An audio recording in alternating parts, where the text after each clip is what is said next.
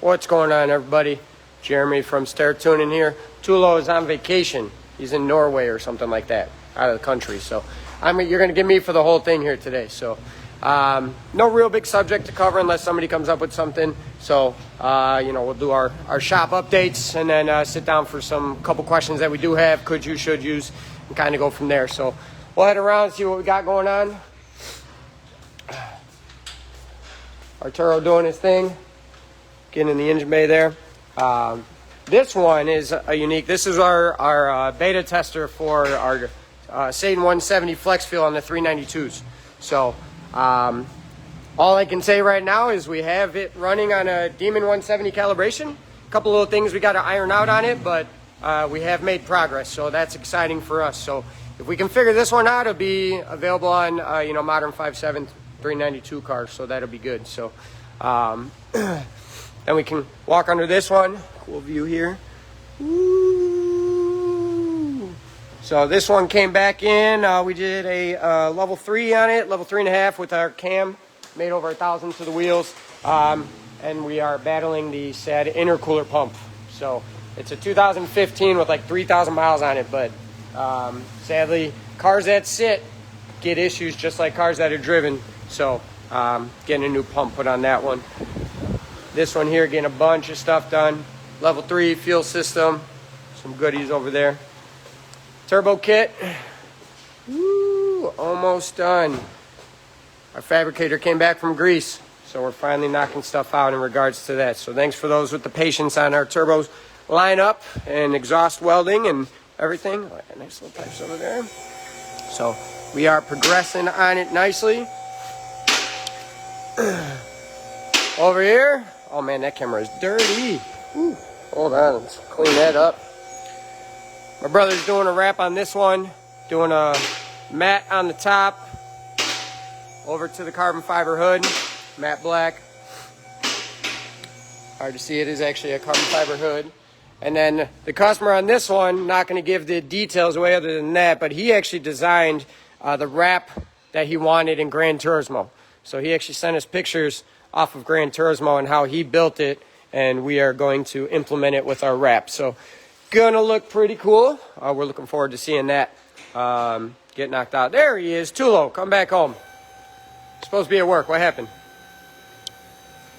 Just kidding, just kidding. So CNC machines aren't up and running now. Joe's at IMTS right now. There's a big convention going on for machining and stuff like that. Making connections and seeing what we can do to expand our offerings.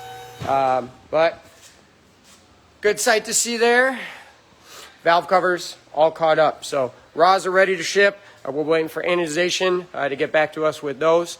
And then next week is our billet intake manifold. We have everything in place. Machines are finally running straight through. Got a couple days out of them. So we are very, very excited for that. We can't wait for that. Been a long time, 13, 14 weeks now trying to get these things to work. Ain't no Mopars out there. Import them. You make a buttload. This is something a lot of people don't realize. You see all these barrels. This is from the valve covers. I mean, you can see they extend back. Thanks Out Front Race Fuel for our empty barrels. Shout out. But man, this stuff, I mean, it chips like crazy. Keeps going. A lot of, like I said, the back end of things people don't see, right? It's crazy how much metal is wasted when you make these valve covers and big items like that. We'll see what the intake manifolds pump out for us too. So let's go over here to a dyno sheet. I just got finished tuning a bone stock Charger RT. So I always like sharing some dyno numbers. So bone stock, I didn't touch the tune in any way, shape, or form, or threw it on the dyno. She made 354, 380.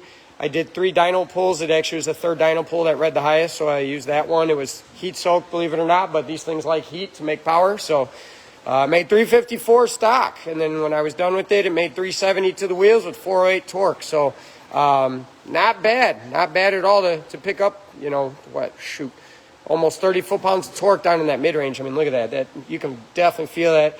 Rev it out with the trans tuning up top there. You can see where it was really falling off with the red line. That's where the factory rev limiter is before 6,000. So we're actually able to rev it out and take advantage of that. But this thing was fat, just super fat from the factory. you know, people asking, you know, we'll sit down on the could you, should you tune a stock vehicle. That's a perfect example. I absolutely think it's worth it. We do it all the time. So,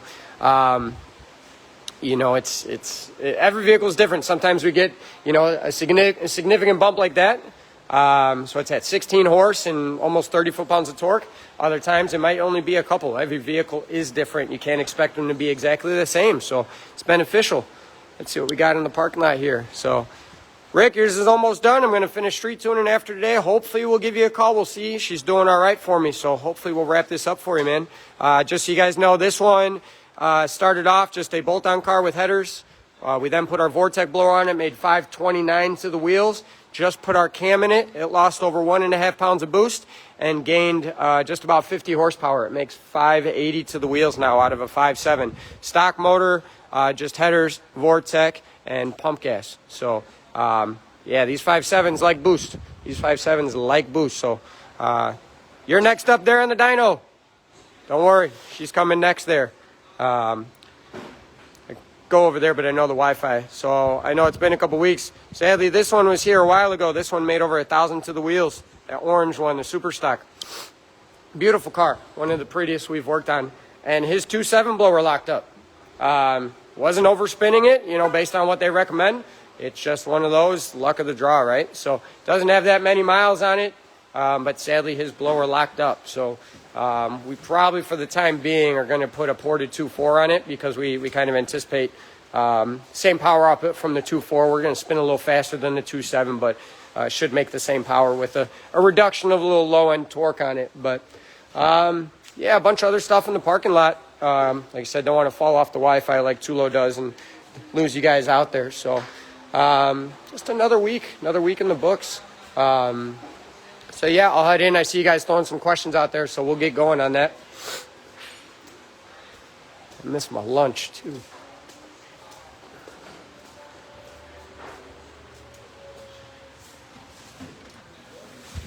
What do we got? Oh, Jeff, you'll like this if you check in. Still going. Told you these things take a while.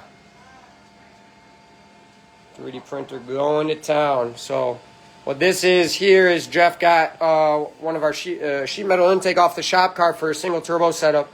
And we had to make an adapter to relocate the throttle body with his 108 to allow the hood to close. So we're using a 3D printed adapter that will position the throttle body 90 degrees to the side so we can connect the turbo to it.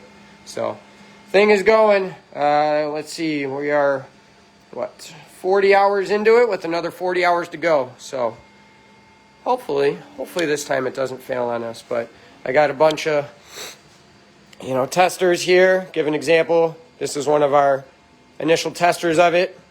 We did this one to make it quicker, as you see. Just breaks when you have the little test, but allows us to fit it up in there. This is an adapter that we're going to be installing on our billet intake manifold when we are done with it. And then a couple runners there. Chris, there's your runners. Almost ready to go. Just waiting for the base and the lid. So they're pumping out now. So, all right, let me get us set up here. It's weird, Tulo. This is the second week in a row all alone.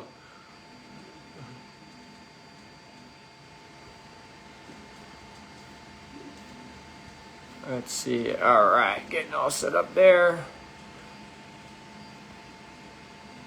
All right, so question, like we said, is it, you know, could you, should you tune a stock vehicle? I mean, if you guys didn't see the dyno sheet, I vote yeah, it's worth it, not just because we sell the tuning, but there are performance gains to be had. That car will also pick up a decent amount of fuel economy as well with the tweaks that we make to it. So every vehicle is different. I was explaining this to CJ earlier that, you know, although these calibrations come out from Dodge and all these vehicles are supposed to be the same with their engines and the injectors and things like that, just every vehicle is different. They respond different. You know, not every dyno is exactly the same based on the mods and the type, right? So there are areas of opportunity. So it's a good entry level. That's going to be a significant gain in regards to fuel across the board. Although 15 horsepower doesn't seem like a lot, but 30 foot-pounds of torque in the mid-range is huge.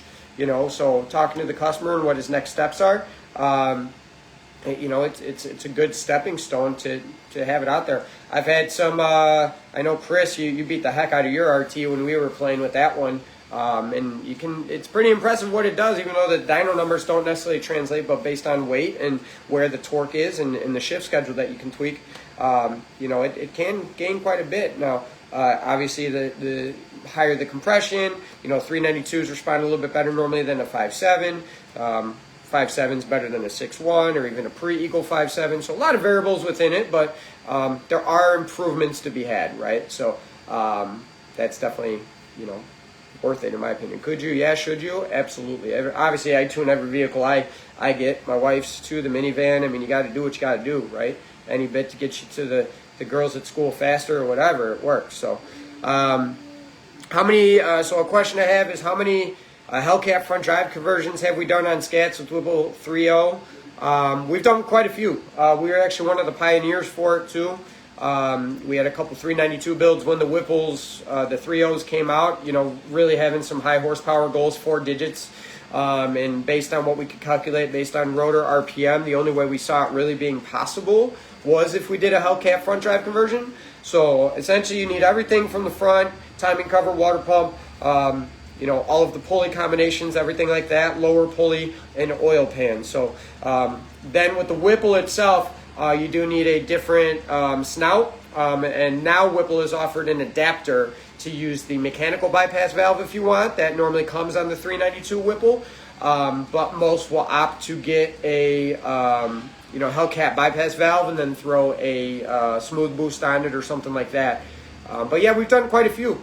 And made 4 digits out of them, so you know that we know the Whipple is capable of doing so. It's just one of those when you start really weighing the cost and the options, it can scare some people away. It's very labor intensive, you know, but it will net the results you're looking for if you're looking to get into the 4 digits, right? So yeah, we've done a few, and it works. So could you, should you? It's a good way to transition in that. Could you do a Hellcat front drive conversion? Yeah, and should you? If you want big power, you're probably going to have to. So for those that don't understand why, you know, 5.7, 392s, 6.1s, with the Whipple kits, they come with a 6-rib setup, right? So the other issue is the size of the lower pulley based on that setup or the crank pulley. So on the 6-rib setups, we are limited to the blower RPM that we can actually spin it to. Now you can try to get very aggressive with the pulleys, but then what happens is you're reducing your friction, the surface area of your belt, right? So you're going to get belt slip, and the battle for that continues. That's where the benefit of going to the Hellcat front drive gives you a 10-rib setup, and you can run the Hellcat lower pulleys, which a 18% overdrive 392 or 5.7 lower pulley is still smaller than a stock Hellcat lower pulley. So just to give you an example of blower capable RPMs, you are very, very limited, you know, with that 6-rib setup. Have we made 9,950 out of a 6-rib? Absolutely. Got some guys, you know, solid into the 9s with, you know, 392 setups and making some good power, but you will run into that battle of belt slip, belt snapping, you know, drop of boost, and just running into that limitation, right? So yeah, could you, should you? Absolutely. Let me see.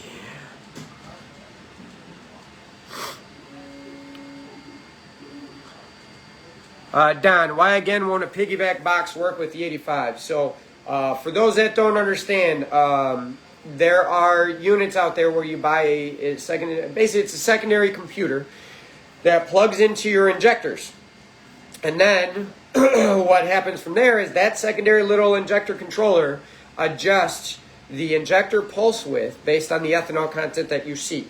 Okay, so in theory it works, right? The problem is that the factory computer does not know what is happening to the injector because the signal is intercepted after the computer and then changed to the injector after. Why is that important? One, there are safeties put into place when an injector is open too far. Those that don't know, there's a measurement we call injector duty cycle. So this helps us gauge how hard we are leaning on the injector, how hard it is working.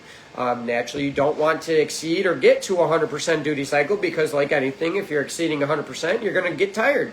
You're not going to be able to handle the demand. So What those boxes do is it alters the signal post the computer. So the issue we see is people run them on stock injectors. So the issue there is stock injectors on any platform, whether it's a 5761, Hellcat, Durango, TRX, whatever, are not large enough to handle E85 safely. I understand people say they do it. Just because other people do it doesn't mean it's right and doesn't mean it's safe. I have tried to tune all of these vehicles, my own personally, 57, 64, Hellcat, and multiple platforms on stock injectors with E85, and they far exceed 120% duty cycle on the injector. The only way the computer is going to know that is when it sees it. So these piggyback boxes or flex fuel boxes alter that and don't let the computer know. So the computer still thinks that the injector is in a safe range. The other thing too is a lot of people throw them on and truly don't monitor fuel pressure and or their fueling with a wideband. So you do have to consider that as well. Especially if you're throwing it on like a stock Hellcat powered vehicle with cat overtime protection still in place. They hit their injector limit on pump gas, let alone running E85 on top of that. So E85, for those that don't know, you need 30 to 40% more fueling to accommodate the explosion that happens with the E85. So these flex fuel boxes are not very safe in that manner. Now, if you do an aftermarket injector, you have proper fueling in place and things like that, can they be tuned to alter your fueling to compensate for E85 to pump gas? Technically, yes. Now, the thing they can't do is adjust timing, and that's where one of the big benefits of E85 comes in if you're looking for power, is you can add timing, be more aggressive with your tune. You kind of need timing with the way the fuel burns because how slow it is, but you don't get that with these boxes, right? They do not have that ability built in. They just adjust the fuel. So that is why, we're not big fans of them. We prefer a proper, either true flex fuel like we have where everything is altered correctly or specific tunes to make sure all the safeties are in place. So, but good question for clarification there. Sorry for all the sniffles. I got a little flu that I'm beating there too. And Stan, I think he was referring to like the flex fuel boxes. A booster pump is a voltage booster that increases the voltage to the fuel pumps themselves, which allows more fuel flow. So very different in regards to what they are. All right, a personal best out of the Dad McAllister. Get that data log over if you haven't already. I'll take a look at it. Yeah, and clear, because I'm seeing the comments now, it's not that they don't work, it's just understanding how they work and the reasons why.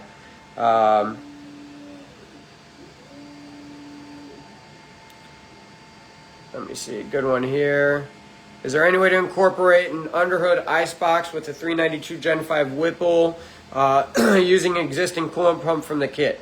Yeah, I mean, absolutely you could. Now, part of the things I will say about an ice box under the hood, and the reason why most of them get mounted inside a car or the rear of the car is if you're putting a box under the hood with the hood closed where there's 200-300 degree temperatures all around, that ice is going to melt real quick. One, you're not going to have a very big box, right? It's going to be just based on space we have. There are a couple available out there, but it's going to be tiny. So that ice is going to melt real quick. Will it be better than, a non-ice box? I guess technically, yeah, it will, but that's kind of the downside to running an ice box under the hood is it's going to melt very, very, very quick.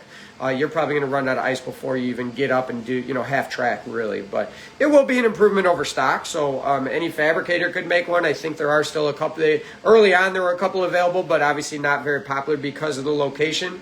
And you can utilize the same pump. It's just all about plumbing and routing correctly. So, but yeah, you definitely could. I'd recommend more an icy chiller over that. You know what I mean? So, that's just my personal recommendation. Let's see what we got here.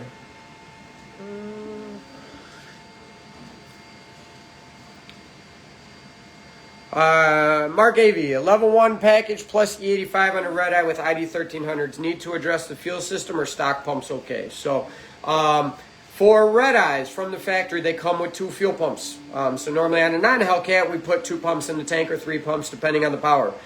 Our level 1 package 4 red eye consists of a 310 upper, and then injectors based on the demand. So the 2 pumps from the factory can handle the power with the 85, no problem at all. So you get those 1300s in place, and the factory pumps are more than enough. That's actually what my personal charger is. Essentially, is a dual pump ID 1300 setup on E85. You'll make high 800s, you know, on E85. We have a charger red eye here that we are in the process. I'm in the process of tuning our Satan 170 flex fuel, so the Demon 170 flex fuel on the charger red eye, and he made 890 to the wheels on E85, for example. So yeah, ID 1300s with that upper, you are fine on factory pumps. We can tune the pulse width on them, and you know, you have plenty of fuel there. So you got nothing to worry about, Mark. We will be fine with yours on that. Let's see.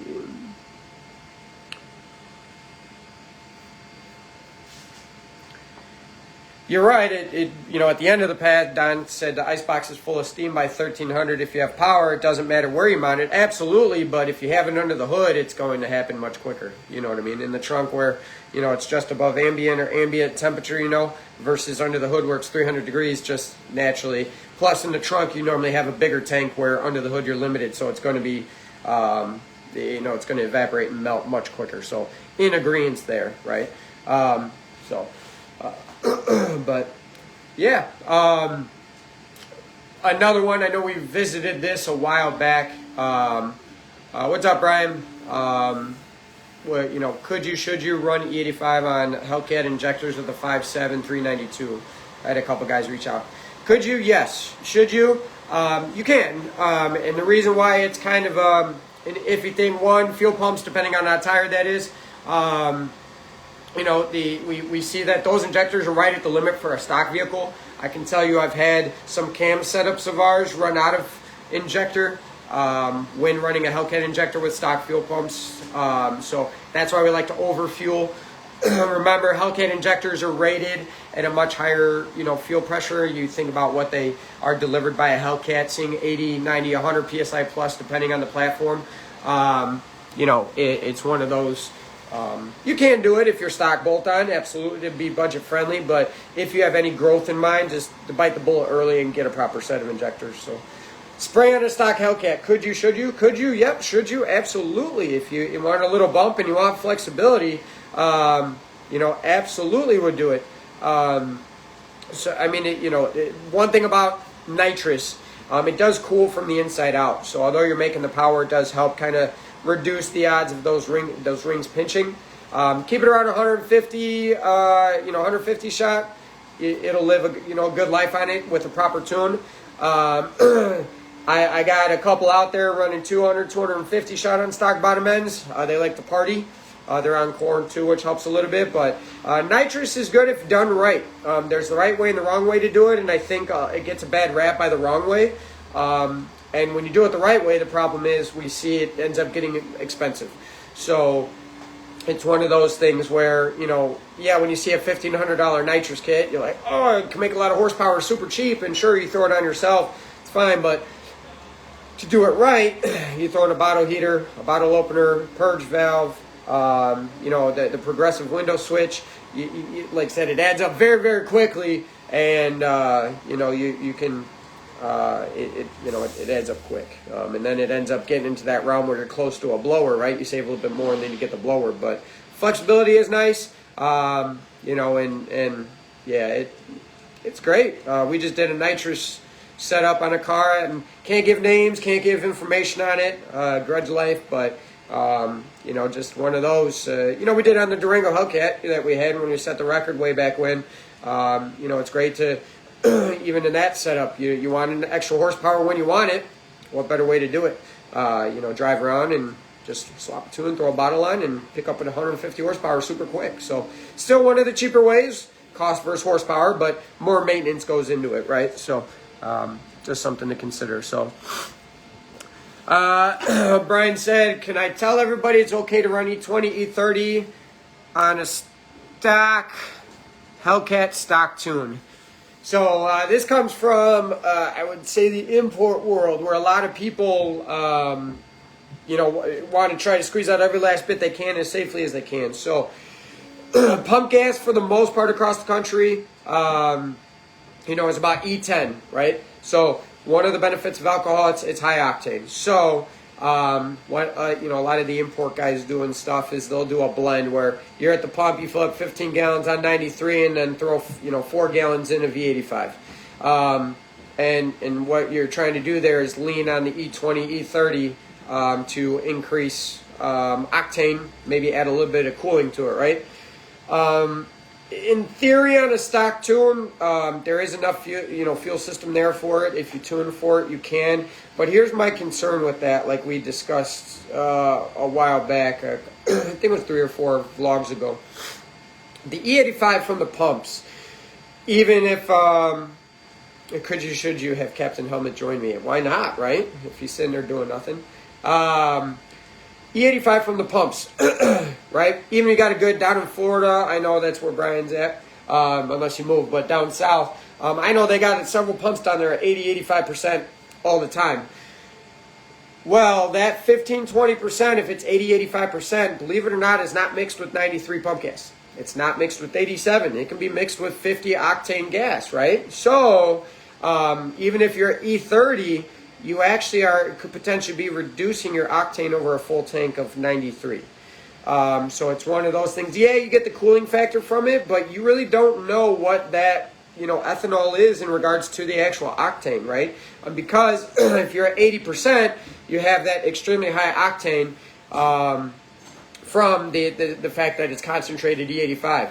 So go ahead and pull up a chair. And that's something you want to consider. So can the fuel system handle it? I think so. I think there's enough injector, especially on the newer ones. Since newer ones come with red-eye injectors, they can handle a little bit more. But are you truly increasing the octane? I don't really think you are, and I'm not a big fan of it. So just be careful. But yes, the fuel system can handle it. These are just things you want to consider it. At E20, E30, are you actually increasing your octane? So for those that don't know, Captain Helmet here, also known as CJ. He's our lead sales guy. So I'm Jeremy's emotional support helmet. There you go. Yeah. That's exactly it. Yeah. That's exactly it. So we had to fill a void since Tulo's not here. But the helmet is purely for his own safety. If anybody knows CJ, they understand. So let me see. I know you were saying. What's the most you can make on 93 with a 426 and 88mm turbo, ported heads, and your custom spec cam? Yeah, I'm just reading Brian's there. Oh, Brian? Yeah, I seen it. I know what you're saying, Brian. I'm just letting you know, be careful. But I know your fuel you got down there is very, very good. I would recommend to put in an ethanol gauge to see, but just keep in mind, E20, E30 even doesn't really raise octane because of the fact, and it could be one of those you just got a happier vehicle now compared to the last one you had, but it really doesn't, unless you're pumping it out of a, E98 out of a drum. You know what I mean? The 20%, 30% is not enough to truly increase the octane for a benefit on a setup like that. But again, I know the fuel you guys have down there, so I'd be curious to see. Fuel trims would be fine. Obviously, it's going to run lean and it's going to add fuel across the board. But one of those when you go into cat overtemp now, you know what I mean? It's going to be beneficial since it's corn based in that sense, having 30%. So that kind of how it can counter itself is it's going to be happier in those areas because it will require more fueling, but. Yeah, it is one of those that just be careful with that. So what was the 80mm turbo setup? Yeah. What's the most you can make on 93 with a 426 and 88mm turbo, ported heads, and your custom spec cam? So how much power can I make? So there's a lot of variables that go into the motor, right? 426, 88mm. What are the compression cam you said in there? There's going to be a lot that goes into it. Generally, depending on the compression of the motor, will determine what we can run boost-wise. Being pump gas focused, I would say keep compression around 9.5 to 1, 9 to 7 maybe if you want to lean on a little bit. That roughly will allow us to run 15, 16 pounds of boost in a happy range. Out of an 88mm turbo, I don't see why you wouldn't make 950 give or take to the wheels. Depending on that actual heads profile that you have there, but it'll be 900, 950 to the wheel all day long at that point. yeah, it wouldn't be too bad depending on transmission and stuff like that. But compression and actual motor design, turbo kit design will play a big part into it. But easily we'll say 900 wheel at that given moment. On pump gas should be no problem at all. So Brian responded, still goes in the cat over 10 every single pull. Yep, it will go in it, yeah, especially if you got a newer one. I know, Brian, you're very well aware of the cat over temp, but like I said, with ethanol-based fuels, the stoichs changes and you actually want a richer AFR, right, without compensation of a tune. So by going into cat over temp, you're actually making it happier with the fuel that you have, which is part of the reason why it could be beneficial for that. But yeah, so...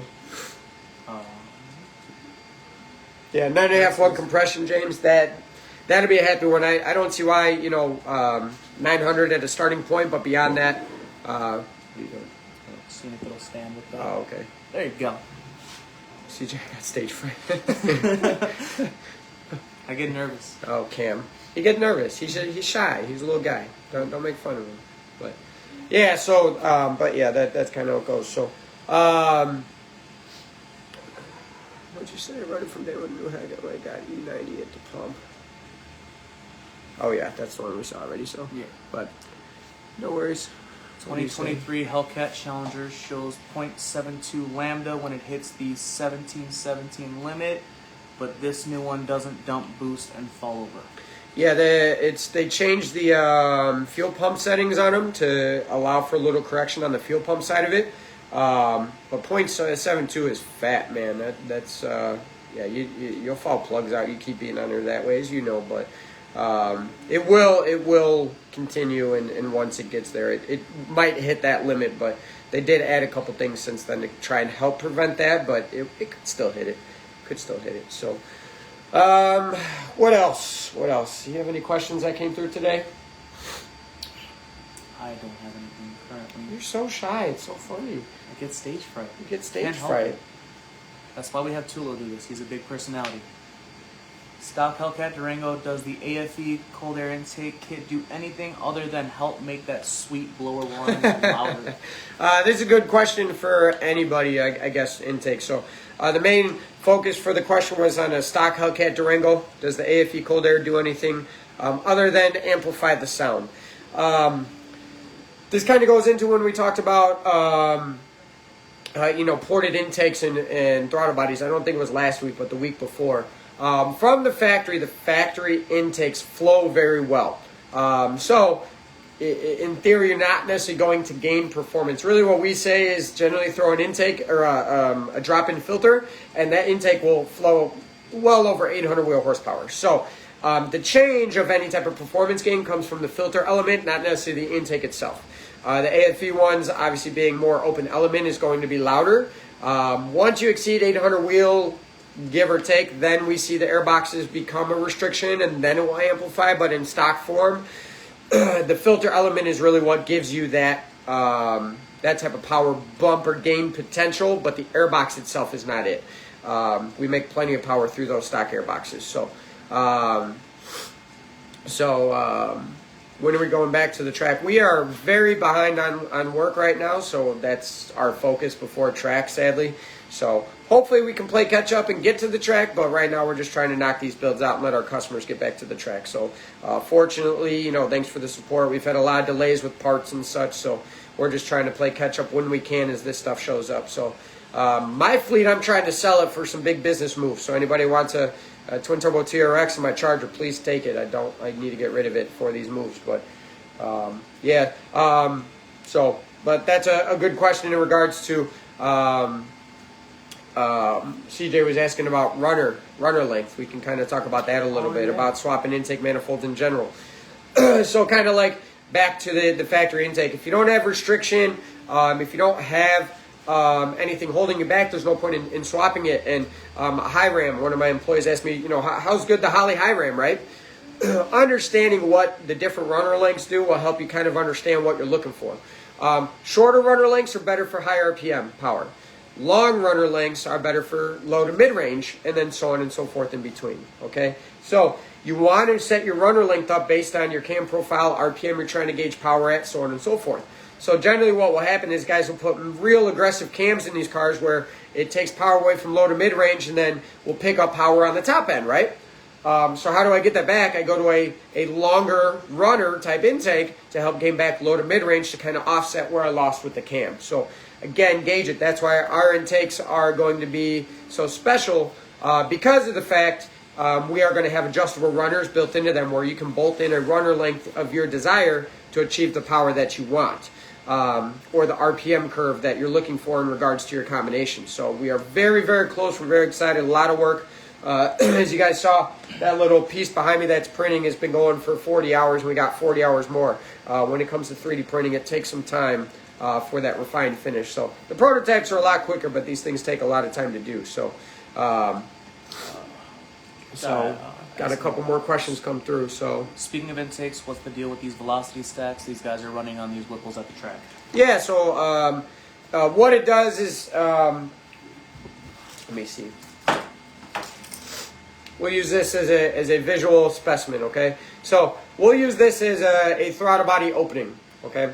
So as you see, air will go into it, but air coming this way, it's going to be very hard to go in. So what happens is any air trying to get sucked in then hits on the lid, right? Or from this side, comes in this way, and it creates a turbulence at the opening of the throttle body. This is a pulley for anybody really curious, but you get an idea of the opening of a throttle body, right? So what the velocity stack does, I should have one somewhere. Yeah, go grab one. So, so what you're trying to do is, intakes, we'll have a taper, and then they have the big air filter on it. So they try to help direct the airflow, right? So again, what happens at the end of it is you're going to have the turbulence of air coming in from different angles. So CJ's looking for our little velocity stack that we have, and actually I think it ran in the box there. But what the velocity stack does is when you design it, it has a curvature on it. So essentially what it does is the air that's all around it allows the direct path to be smoother, so it directs the airflow. And we've done a ton of testing with it. Can't find one. We'll find one somewhere. But so what it does is it directs the airflow.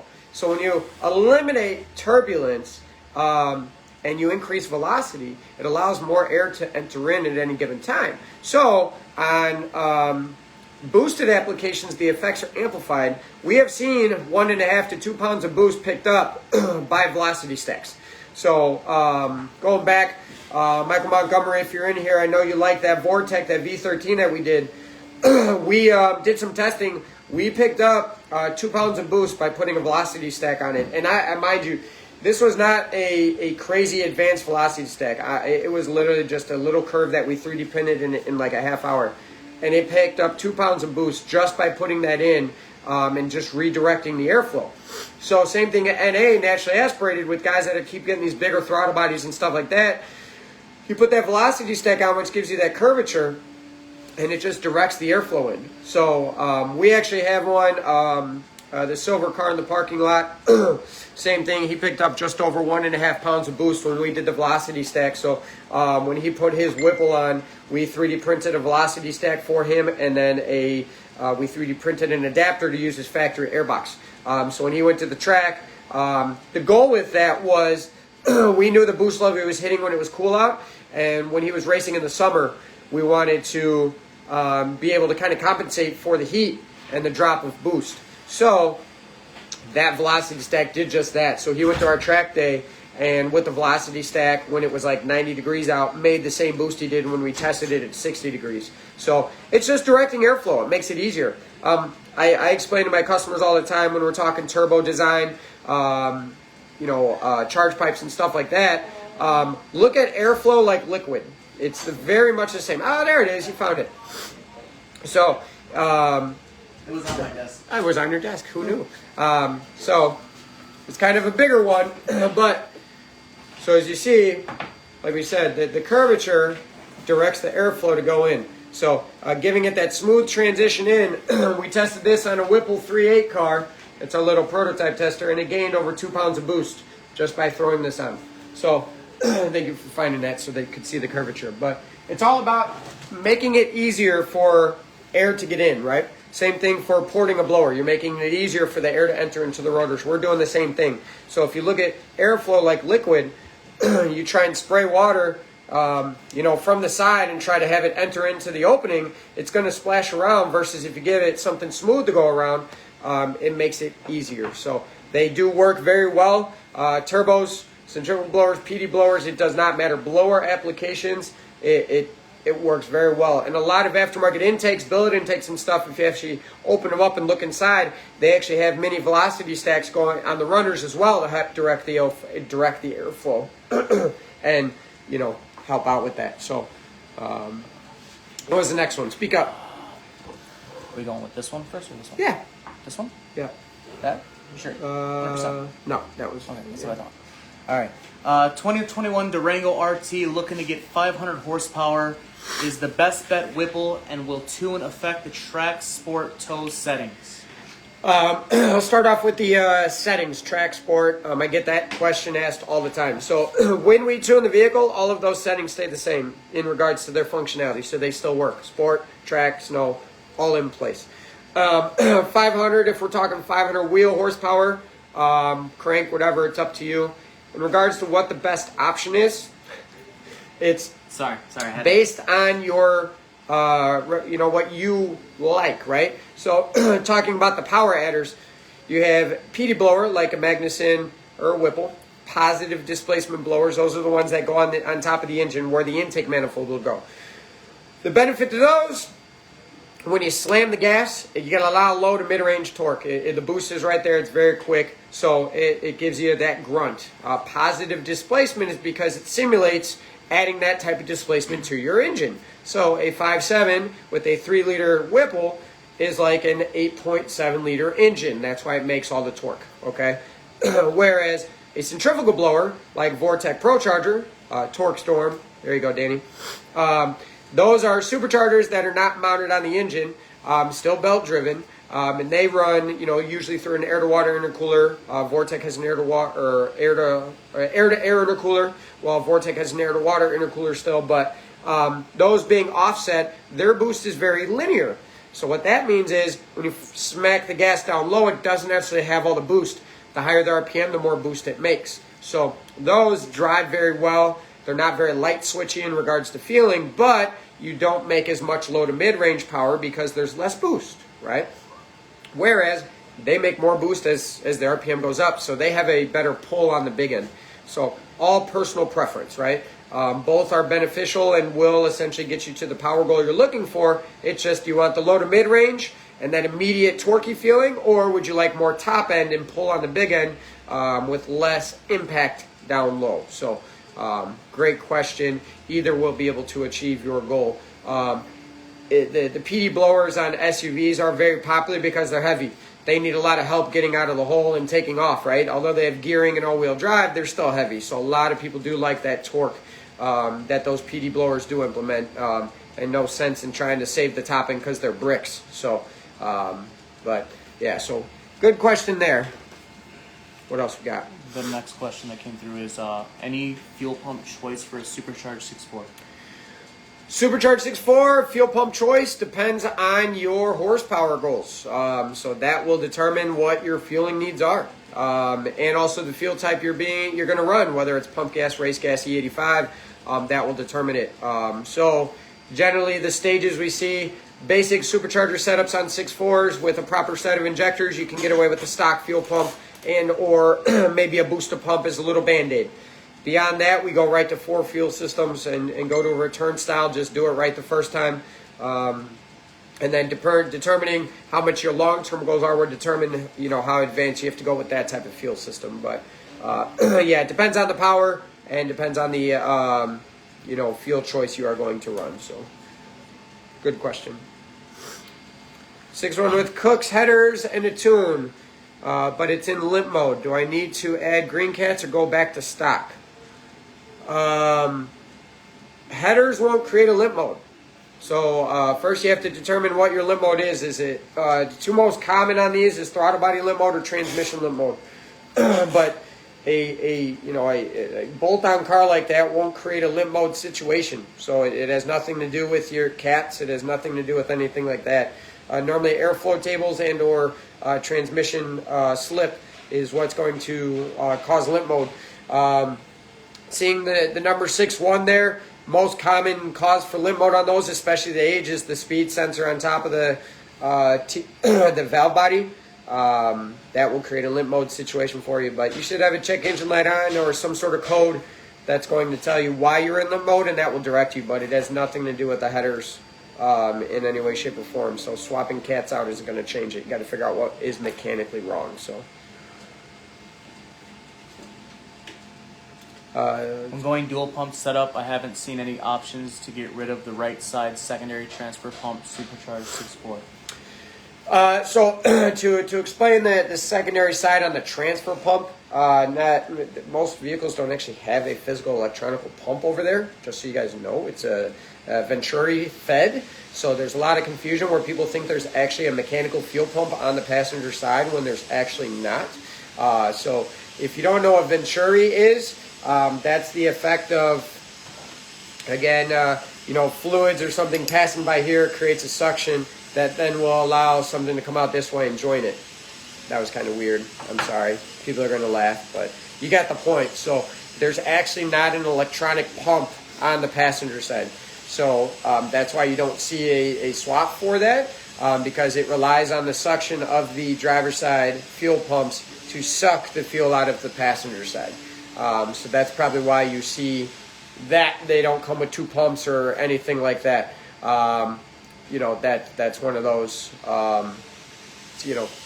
having an understanding of what it is. It's mainly just a Venturi setup. That's why. Would a stock pump handle E85 on a 6.4? If you are bolt-on or even a cam setup, normally a healthy stock fuel pump will handle E85. If you introduce boost, absolutely not.